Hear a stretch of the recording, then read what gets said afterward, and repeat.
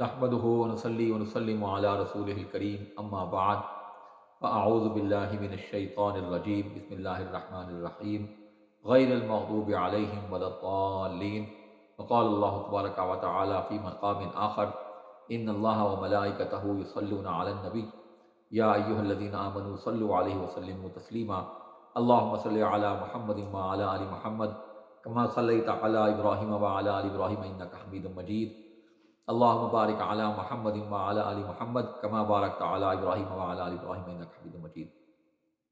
آج ہم سورہ فاتحہ کی آیت نمبر 7 کا ترجمہ اور مختصر تشریح پیش کریں گے، اور آج سورہ فاتحہ انشاءاللہ کمپلیٹ ہو جائے گی، تو کل سے انشاءاللہ سورہ بقرہ کا آغاز ہوگا۔ تو اس آیت کریمہ میں ارشاد ہوا کہ نہ ان کے کہ جن پر تو غصے رہا، اور نہ ان کے کہ جن کو تو نے گمراہ کیا یا گمراہوں کے۔ تو سورہ فاتحہ کی اس آیت کریمہ میں اللہ تبارک و تعالیٰ نے اب یہاں وہ چیز بیان کر دی۔ آیت نمبر 6 میں ارشاد ہوا تھا کہ کن لوگوں کے راستے پر چلنا ہے، یہاں یہ بتا دیا کہ کن لوگوں کے راستے سے بچنا ہے۔ یعنی قرآن مجید نے ابتدا ہی میں دو چیزیں متعین کر دیں، کن کے راستے پر چلنا ہے؟ انعام والوں کے، انعام یافتگان کے راستے پر، انبیاء ہیں، صدیقین ہیں، شہداء ہیں، صالحین ہیں۔ اور کن کے راستے سے بچنا ہے؟ یہاں جو مفسرین نے اس سے مراد لی ہے وہ ہے نصارہ اور یہودی، ان کے راستے سے بچنا ہے، یہ بتا دیا۔ اب کیوں چلنا ہے اس پر ہم تھوڑی سی بات کر چکے، اب کیوں بچنا ہے اس پر تھوڑی سی بات کریں گے، اور قرآن نے کیوں زور دیا اور ابتدائی میں یہ کہہ دیا کہ کن لوگوں کے راستے سے بچنا ہے۔ آج اگر سورہ فاتحہ کی اس آیت کریمہ کو ہم سامنے رکھیں اور موجودہ حالات کو ہم دیکھیں تو ہماری صورتحال کیا ہے؟ ہم ہر معاملے میں یہود و نصارہ کے ساتھ مشابہت چاہتے ہیں، مشابہت کو پسند کرتے ہیں، ان کی زبان بولنا چاہتے ہیں، ان کا لباس پہننا چاہتے ہیں، ان کے رسوم و رواج کو اپنانا چاہتے ہیں، اور ان کے کلچر کو اپنانا چاہتے ہیں۔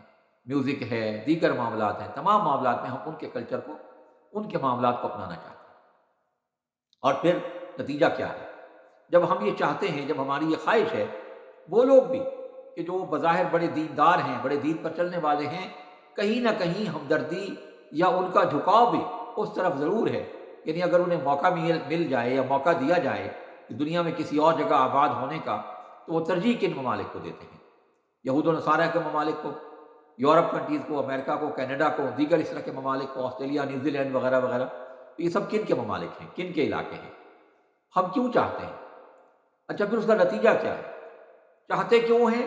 پہلے اس پر بات کر لیتے ہیں کہ ہمارے نزدیک امت مسلمہ کے جو لوگ ہیں، یا امت مسلمہ کے جو صحیح ممالک ہیں، یا وہ لوگ جو دین پر چلنے والے ہیں، وہ اس وقت کمزور طبقات ہیں، یا یوں کہہ لیجیے کہ معاشرے میں ان کی عزت نہیں ہے۔ یعنی کوئی بھی آدمی اپنے بچوں کو مولوی نہیں بنانا چاہتا، عالم دین نہیں بنانا چاہتا، دین کی طرف نہیں لانا چاہتا۔ تو اس کی وجوہات بہت ساری ہو سکتی ہیں، کچھ جائز بھی ہو سکتی ہیں، کچھ ناجائز بھی ہو سکتی ہیں۔ کچھ معاملات ایسے ہیں کہ ان طبقات کو باقاعدہ ایک سازش کے تحت بہت کمزور کر دیا گیا ہے، یا بہت زیادہ ان کو ناپسندیدہ قرار دے دیا گیا ہے، اور ناپسندیدہ ہو گئے ہیں۔ پھر کچھ ان کے اپنے معاملات بھی ایسے ہو گئے ہیں۔ لیکن اب حاصل کیا ہو رہا ہے؟ جب ہم ان کو پسند کرتے ہیں، ان کی طرف جانا چاہتے ہیں، ان کے رسوم و رواج کو اپنانا چاہتے ہیں، تو نتیجہ کیا ہو رہا ہے؟ نتیجہ یہ ہو رہا ہے کہ پھر ہمارے اوپر اللہ تبارک و تعالیٰ کی ناراضگی ہو رہی ہے، کیونکہ اس طرف رہ کر، اس راستے پر چل کر، ان کی قربت اختیار کر کے ہم ٹھیک طور پر دین پر چل نہیں سکتے۔ جب ہم یہ چاہیں گے کہ ہماری رہائش امریکہ میں یا یورپ میں ہو، ہمارا بینک اکاؤنٹ کسی انگریز بینک میں ہو، ہمارا بچہ کسی ایسے اسکول میں پڑھے جہاں انگریزی کلچر ہو، پھر انسان بنتے کیسے ہیں، نکلتے کیسے ہیں؟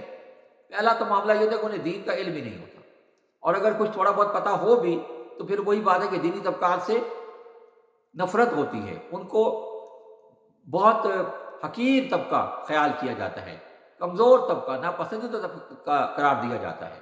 ان کو پسند کیا جاتا ہے، ان کے کلچر کو اپنایا جاتا ہے، ان کی رسوم و رواج کو اپنایا جاتا ہے، اور پھر جب یہ سب کریں گے ہم، پھر کیا ہوگا؟ ہم حقیقت ہے کہ پھر ہم ٹھیک سے دین پر عمل بھی نہیں کر پائیں گے۔ پھر آپ صلی اللہ علیہ وسلم کی وہ حدیث پھر سامنے آ جاتی ہے کہ قیامت کے قریب ایک زمانہ ایسا آئے گا کہ جب دین پر چلنا ایسا ہوگا جیسے ہاتھ میں انگارہ لے کر چلنا۔ آج آپ دیکھیے، جب ہم یہ کلچر اپناتے ہیں، جب اس راستے پر ہم جاتے ہیں، فرض کر لیں آپ جاب کرتے ہیں کسی آفس میں، ٹائمنگ کیا ہے؟ 8 سے 5، 9 سے 5، نماز ظہر بھی گئی، مغرب بھی گئی، عصر بھی گئی، اور لباس ہمارا جو ہوتا ہے اس لباس میں ہم پراپر طور پر نماز ادا نہیں کر سکتے، وضو نہیں کر سکتے، لباس، جوتے، ہر چیز ایسی ہوتی ہے کہ ہم نہیں کر سکتے، مشکل ہو جاتی ہے، ٹھیک ہے۔ اسی طرح سے جب وہاں جاب کریں گے تو بینک میں اکاؤنٹ ضروری ہے، اور 99.99% بینک ابھی تک آپ کے جب وہ سود کے نظام پر چلتے ہیں، آپ کا اپنا سرکاری نظام سود کے نظام پر چلتا ہے، پورا سسٹم سود کے اوپر قائم ہے، سود کے اوپر کھڑا ہوا ہے۔ جب سب کچھ ہم کریں گے تو پھر ہمارا رہن سہن کیسا ہوگا، اور اس کا رزلٹ کیا، نتیجہ کیا نکلے گا، حاصل اس سے کیا ہوگا؟ تو قرآن مجید نے ایک بہت چھوٹی سی آیت میں چھوٹی سی بات کر کے کہ ان لوگوں کے راستے سے، ان لوگوں کی قربت سے بچنا ہے، لیکن ہمارا جو طرز عمل ہے وہ اس کے بالکل برعکس ہے، ہمارا جو معاملہ ہے وہ بالکل اس کے الٹ ہے، اس کے بالکل برعکس ہے، اور پھر نتیجہ وہی ہے کہ آج ہم ہر جگہ ذلیل و خوار ہو رہے ہیں۔ اپنے اندر تو ہم علماء کو اور اولیاء اکرام کو ناپسندیدگی کی نظر سے دیکھتے ہی ہیں، لیکن ہم، وہی بات ہے کہ ہم ہنس کی چال چلنے کی کوشش کرتے ہیں اپنی نظر میں، حالانکہ وہ ہنس کی چال ہے نہیں، لیکن پھر ہم نہ ادھر کے رہتے ہیں، نہ ٹھیک طور پر وہ کر سکتے ہیں، نہ اپنا کر سکتے ہیں۔ نتیجہ کیا ہوتا ہے کہ ہم سب کچھ کرنے کے باوجود بھی ان کا پورا مقابلہ نہیں کر پاتے، اور ان کے برابر کھڑے نہیں ہو سکتے، ان کی وہ برابری حاصل نہیں کر سکتے۔ آج ایک چھوٹی سی مثال لے لیں، آپ اگر دنیا کا جائزہ لے لیں تو دنیا کے اندر انڈیا کے کتنے سائنسدان موجود ہیں، انڈیا کے کتنے اکانومسٹ موجود ہیں جو مختلف ممالک میں کام کر رہے ہیں اپنی خدمات سر انجام دینے، اور ہمارے کتنے؟ صاف ظاہر ہے کہ ہم وہ لیول حاصل نہیں کر پا رہے، کیونکہ ہم نہ اپنے ہیں ہو سکے، نہ ادھر کے ہو سکے۔ کچھ لوگ ضرور ہیں کہ جنہوں نے اچھا مقام حاصل کر لیا، لیکن بحیثیت مجموعی اگر آپ دیکھیں گے تو ہماری صورتحال انتہائی افسوسناک ہے، ہماری صورتحال انتہائی پریشان کن ہے۔ تو قرآن مجید کی اس چھوٹی سی آیت کریمہ نے، چھوٹی سی آیت نے ایک بہت بڑا فلسفہ بیان کر دیا ہے، لیکن معاملہ یہ ہے کہ بے شمار تفاسیر لکھی جاتی ہیں، لکھی گئی ہیں، پڑھی گئی ہیں، پڑھائی جاتی ہیں، لیکن اس فلسفے کو اس نظر سے دیکھا ہی نہیں جاتا، اور نہ اس نظر سے پیش کیا جاتا ہے کہ قرآن نے کیوں کہا کہ نیک لوگوں کی قربت اختیار کرنی ہے، ان کی صحبت اختیار کرنی ہے، ان کے راستے پر چلنا ہے، ان کی محفل میں بیٹھنا ہے، اور ان دوسرے لوگوں کے راستے سے بچنا ہے۔ اچھا، ہمارا حال تو اس کے بالکل برعکس ہے، ہم تو اسی پر بحث کر رہے ہیں کہ کیا ہمیں کسی ولی کی، کسی اولیاء کی بیعت کرنی بھی چاہیے یا نہیں کرنی چاہیے، ان کے قریب جانا بھی چاہیے نہیں جانا چاہیے۔ اور جی ہمارے تو مولوی صاحب کافی ہیں، کتاب موجود ہے وہ کافی ہے۔ حقیقت یہ ہے کہ ہماری جو روحانی تربیت ہے، جو حکمت ہے، جو دانائی ہے، وہ آپ کو ملے گی تب جب اولیاء اکرام کی قربت اختیار کریں گے، اولیاء اکرام کے قریب جب آپ بیٹھیں گے، ان کی صحبت میں جب آپ جائیں گے۔ ایک عالم دین یقیناً آپ کو دین کا علم تو سکھا سکتا ہے، آپ کی جسمانی تربیت تو کر سکتا ہے، آپ کو نماز روزہ تو سکھا سکتا ہے، زکوٰۃ اور حج کے معاملات تو بتا سکتا ہے، لیکن آپ کی روحانی تربیت نہیں کر سکتا۔ آپ کو روحانی اعتبار سے یورپ سے، امریکہ سے، کینیڈا سے، آسٹریلیا سے دور نہیں کر سکتا، آپ کو یہود و نصارہ سے دور نہیں کر سکتا۔ یہ کام کون کرے گا؟ یہ اللہ کا ولی کرے گا۔ اب انبیاء تو نہیں ہے ہمارے پاس، تو اللہ کے جو ولی ہیں، اللہ کے جو دوست ہیں، جو اولیاء اللہ ہیں، وہ یہ کام کر سکتے ہیں، وہ یہ کر سکتے ہیں، وہ یہ فریضہ سر انجام دے سکتے ہیں۔ لیکن ہماری بد نصیبی یہ ہے کہ یہاں باقاعدہ ایک سازش کے تحت کیا کیا جاتا ہے، لوگوں کو متنفر کیا جاتا ہے کہ اولیاء کے کرام کے قریب نہیں جانا، اولیاء اللہ کے قریب نہیں جانا، کسی بزرگ کے پاس نہیں جانا، ٹھیک ہے۔ اور نتیجہ پھر کیا ہے؟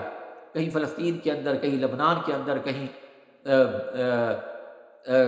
جو ہے دیگر مختلف ممالک کے اندر، کشمیر کے اندر، اور کبھی صومالیہ کے اندر، کبھی یمن کے اندر ہماری قتل و غارت ہو رہی ہوتی ہے، برباد ہو رہے ہوتے ہیں، ذلیل و رسوا ہو رہے ہوتے ہیں، اور لیکن صورتحال جو کہ تو ہیں۔ تو قرآن مجید پر حقیقی طور پر غور کرنے کی ضرورت ہے، اور اس کو اس دور کے تقاضوں کے مطابق سمجھنے کی اور سمجھانے کی ضرورت ہے۔ کاش اس انداز سے تفاسیر لکھی جائیں، اس انداز سے دین کو سمجھایا جائے، موجودہ دور کے تقاضوں کے مطابق معاملات کو لوگوں کے سامنے رکھا جائے، لوگوں کی تربیت کی جائے، جو قرآن ہم سے تقاضا کرتا ہے، قرآن جس بات کا ہم سے متقاضی ہے۔ تو ہمیں دنیا اور آخرت دونوں میں کامیابی حاصل ہو سکتی ہے، دنیا بھی سنور سکتی ہے، آخرت بھی سنور سکتی ہے، لیکن ہماری صورتحال اس کی بالکل برعکس ہے۔ بہرحال آج کی آیت کریمہ سے متعلق چند گزارشات پیش کی ہیں۔ دعا ہے کہ اللہ تبارک و تعالی ہمیں قرآن حکیم کو پورا صحیح طور پر سمجھنے کی اور اس کے عملی تقاضے پورا کرنے کی توفیق عطا فرمائے، اور ہم سب کی تمام پریشانیوں کو، تمام مسائل کو اللہ تبارک و تعالی حل فرمائے، اور ہم سب پر اپنا خصوصی فضل و کرم فرمائے، اور ہمیں اولیاء کرام کی قربت نصیب فرمائے، اور یہود و نصارہ کی محفلوں سے، ان کی قربت سے ہمیں محفوظ فرمائے۔ وآخر دعوانا الحمد للہ رب العالمین۔